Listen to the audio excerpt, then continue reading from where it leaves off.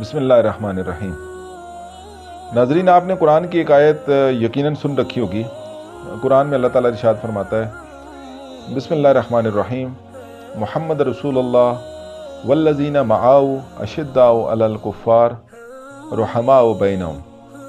محمد صلی اللہ علیہ وآلہ وسلم اللہ کے رسول ہیں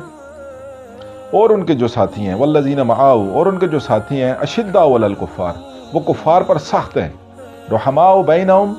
اور آپس میں رحیم ہیں۔ قرآن کی اس آیت کے مصداق کے طور پر آج ہم آپ کو دو ویڈیو کلپس دکھانے جا رہے ہیں۔ انتہائی زبردست اور انتہائی اہم ویڈیو کلپس ہیں، ایمان افروز ویڈیو کلپس ہیں۔ آپ ذرا بغور ملاحظہ فرمائیے گا۔ دیکھیے، قرآن ایک منشور حیات ہے۔ خدا نے انسان کے لیے قرآن کو ایک منشور حیات کے طور پر پیش کیا ہے، اور قرآن کے آیات کے دو پہلو ہیں۔ ایک پہلو تو ایک خاص سچویشن کے اندر جس موقع پر کوئی خاص آیت نازل ہوئی، ایک تو اس کا شان نزول ہوتا ہے۔ اس کے علاوہ، اس شان نزول کے علاوہ، قرآن کی تمام آیات اور پورا قرآن رہتی دنیا تک کی انسانیت کے لیے، روز قیامت تک کے انسانوں کے لیے ایک منشور حیات کی حیثیت رکھتا ہے۔ یعنی آپ قرآن کے اندر جو قوانین، جو اصول، جو منشور رسول گرامی قدر کی ذات پر وحی کے ذریعے نازل کر کے بھیجے گئے ہیں، وہ انسانیت کے لیے منشور ہدایت کی حیثیت رکھتے ہیں۔ اسی منشور ہدایت کی حوالے سے ہم نے آج جس آیت کا انتخاب کیا، اشداء علی الکفار رحماء بینہم، آج ہم اس دور حاضر کے اندر اس منشور حیات پر عمل درآمد کے حوالے سے ہم آپ کو دو ویڈیو کلپس جو دکھانے جا رہے ہیں، ان کو ذرا بغور ملاحظہ فرمائیں۔ قرآن کی اس آیت کے پہلے حصے اشداء علی الکفار کی روشنی میں ہم آپ کو جو ویڈیو کلپ دکھانے جا رہے ہیں، وہ ویڈیو کلپ ہے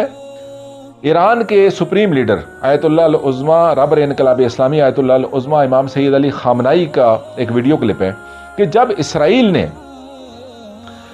ایران کو دھمکی دی تو اس کے جواب کے اندر قرآن کی اس آیت کو منشور حیات اور منشور قرار دیتے ہوئے آیت اللہ العظمیٰ امام سید علی خامنائی نے اس کا کس طرح بھرپور طریقے سے جواب دیا، اس عالمی طاقت کو، اس ایک سیاونی طاقت کو، کہ جس کے ایک نمائندے کے فون کال سے بڑے بڑے اقتدار کے ایوان لرز اٹھتے ہیں، بڑے بڑے حکمران لرز اٹھتے ہیں، حکومتیں لرز اٹھتی ہیں۔ لیکن قرآن سے تمسک کرنے والے، اس قرآن کو منشور حیات کے طور پر قبول کرنے والے، اور اس کے اپنی ذات پر اور اپنی زندگیوں پر اور اپنے معاشرے پر نافذ کرنے والے، کبھی بھی قرآن کے ان اصولوں سے روگردانی نہیں کرتے، اس وجہ سے کہ ان کو پتہ ہے کہ قرآن کے ان اصولوں پر عمل درآمد کر کے ایک بہترین معاشرہ، ایک بہترین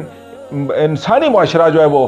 تخلیق کیا جا سکتا ہے۔ اور ایران کے اندر پچھلے 40 سال کے اندر انقلاب اسلامی کے بعد واقعی جب سے انہوں نے تمسک کیا، اور وہی ایران جو 2500 سال تک شہنشاہیت کے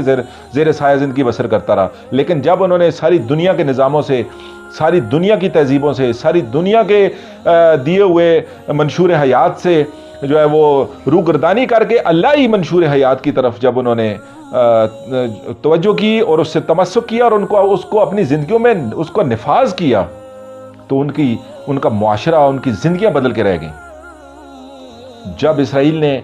ایران کو دھمکی دی حملے کی، تو اس کے جواب میں جب امام سید علی خامنائی نے اس کا بھرپور طریقے سے اس کو ایسا للکارا، اس کو جواب دیا کہ آج تک اس کی جرت نہیں ہوئی دوبارہ ایسا ڈائلاگ بولنے کی، یا ایسی جرت ہوئی اس پر حملہ کرنے کے حوالے سے کبھی کو بیان دینے کی۔ سازشیں کرتا ہے چھپ کے، کرتا بھی ہے، چھوٹے موٹے اس قسم کے اقدامات بھی کرتا ہے، لیکن دوبارہ اس قسم کی دھمکی، کیونکہ اس کو پتہ لگ گیا تھا کہ انہوں نے جو ہے وہ ایک اسلامی حکومت کا ایک الہی حاکم جو ہے وہ سپر طاقتوں کے آگے سر جو ہے وہ خم کرنے کی بجائے سر کٹانے کو ترجیح دیتا ہے، کیونکہ یہ بھی قرآن کا اور اسلام کا اصول ہے۔ آئیے دیکھیے ذرا قرآن کی اس آیت کے آج کے دور کے اندر عملی مثال کے طور پر اس آیت کے پہلے سے اشداء علی الکفار کی روشنی میں ذرا ملاحظہ فرمائیے، اس ایمان افروز کلپ کو ذرا دیکھیے۔ گاهی سردمداران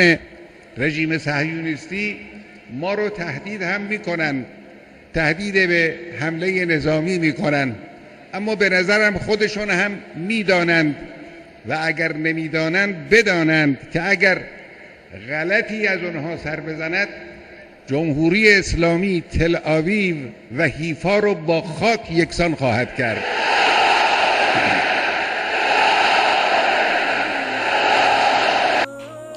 اگر اسرائیل نے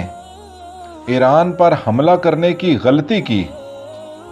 تو اسرائیل کے شہروں تل ابیب اور حیفا کو خاک میں ملا کر رکھ دیں گے۔ جی ناظرین، آپ نے ملاحظہ فرمایا کہ اشداء علی الکفار کی عملی نمونہ جو کہ قرآن نے بیان کیا ہے انسانیت کے لیے، اسلامی معاشروں کے لیے۔ اب ہم آپ کو اسی آیت کا جو سیکنڈ پارٹ ہے، دوسرا حصہ ہے رحماء بینہم، اس کا عملی نمونہ دکھانے جا رہے ہیں، اور وہ عملی نمونہ بھی اسی شخصیت کے حوالے سے ہے کہ وہ شخصیت جو ایک طرف دنیا کی اس طاقت کو جس کا نام سن کر بڑی بڑی حکومتیں اور دنیا دہل جاتی ہے اس کو للکار رہی ہے، اور دوسری طرف ایران کے اندر ایک عام فلم اور ڈرامہ کے اندر کام کرنے والا ایک ایرانی آرٹسٹ جو کہ ایک جانی پہچانی شخصیت ہے کہ جس نے مختار نامہ کے اندر ایک مشہور و معروف جو ایک فلم ہے مختار نامہ، اس کے اندر کام کیا، عمر سعد کا رول پلے کیا۔ اس آرٹسٹ نے جب اپنے سپریم لیڈر کے ساتھ امام سید علی خامنائی کے ساتھ ملاقات کی تو آپ دیکھیں کہ ذرا وہ سپریم لیڈر کس طرح اس کے ساتھ گفتگو فرما رہے ہیں، شفقت کے ساتھ، پیار کے ساتھ، ہنسی مذاق کے ساتھ، یعنی الفت کے ساتھ، کیونکہ قرآن نے جب اصول دے دیا کہ اشداء علی الکفار رحماء بینہم، آپس میں آپ نے رحیم ہونا ہے، اور وہ حاکم الہی ایک شفیق باپ کی صورت میں اس آرٹسٹ کے ساتھ گفتگو فرما رہے ہیں، کیونکہ قرآن ایک منشور ہدایت ہے، اور جب آپ قرآن کے اصول اور دیے ہوئے اصول، قوانین اور اس منشور کو اپنی زندگیوں میں، اپنے معاشروں میں نفاذ کریں گے تو آپ کو ایک بہترین معاشرہ بن کر آپ سامنے آئیں گے۔ آپ ملاحظہ فرمائیں ذرا اسی آیت کا دوسرا حصہ رحماء بینہم کا عملی نمونہ ملاحظہ فرمائیے۔ کار نمایش رو از قبل از انقلاب شروع کردم. همه دوستان ظاهرا همه بعد از انقلابی هم، ولی من قبل از انقلابی هم. داوودی از سپاه یزید اومدم، ولی حر نیستم. ولی هر حال اول از همون سال اول انقلاب از 58 من فیلم ساختم. یعنی سال 58 من فیلم ساخت، کارگردانی کردم و بعد ادامه دادم. چرا من بیشترش مثل اون شعر سعدی هم سر المسعون عرک بر تهیم فی الفلواتی تو قطر آب چه داری که در کنار افتادی. من همیشه سینمای جمهوری اسلامی بعد از انقلاب و بعد تلویزیون رو بہتر از دوستان در. جی ناظرین، آپ نے ملاحظہ فرمائے دونوں کلپ کہ کس قدر ایمان افروز یہ دونوں واقعات ہیں۔ دونوں کلپس آپ دیکھیں ذرا کہ آپ کو پتہ چلے گا، یہ دونوں کلپس آپ کو ہم نے عبرت کے طور پر دکھائے ہیں کہ وہ لوگ جو اسلام کو، وہ لوگ جو قرآن کو منشور ہدایت کے طور پر ترک کر چکے ہیں، جنہوں نے قرآن کا دامن چھوڑ دیا ہے، جنہوں نے دنیا کی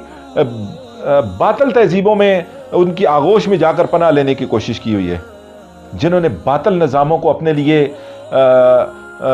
نجات کا